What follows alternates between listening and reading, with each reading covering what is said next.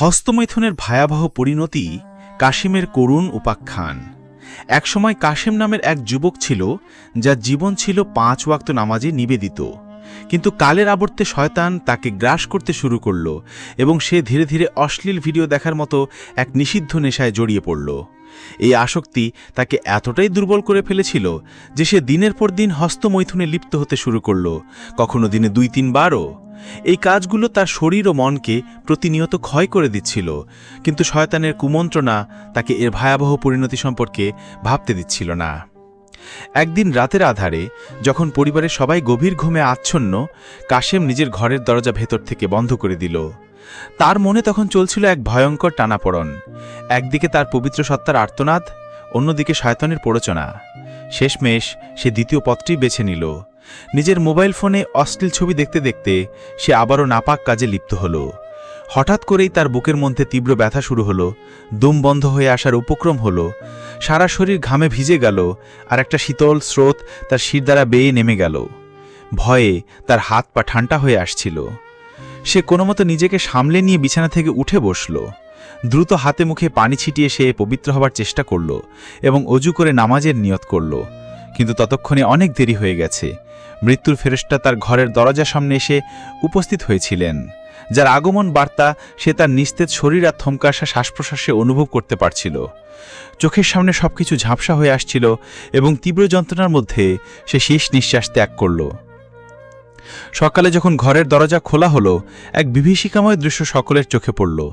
কাশেমের নিথর দেহটি বিছানার ওপর পড়েছিল, মুখটা অস্বাভাবিকভাবে একদিকে হেলে গিয়েছিল, যেন সে তীব্র যন্ত্রণার মুখ থুবড়ে পড়েছিল।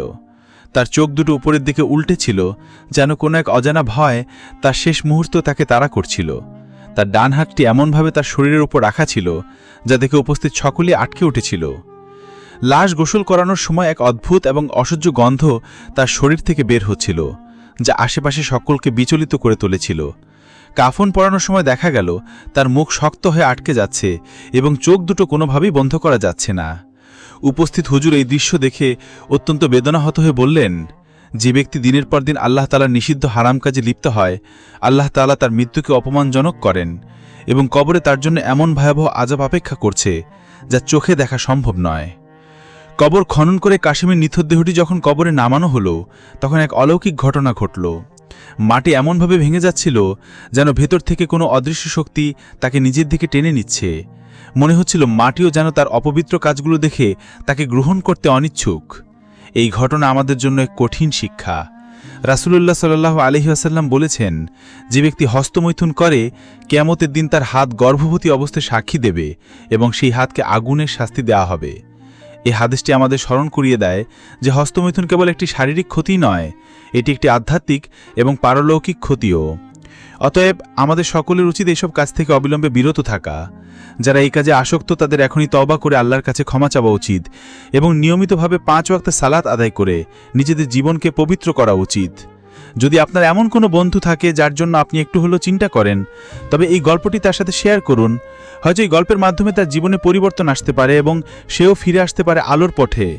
আমাদের মনে রাখা উচিত, আল্লাহ তাআলা ক্ষমাশীল এবং তার রহমতের দরজা সর্বদা খোলা থাকে যারা আন্তরিকভাবে তওবা করে।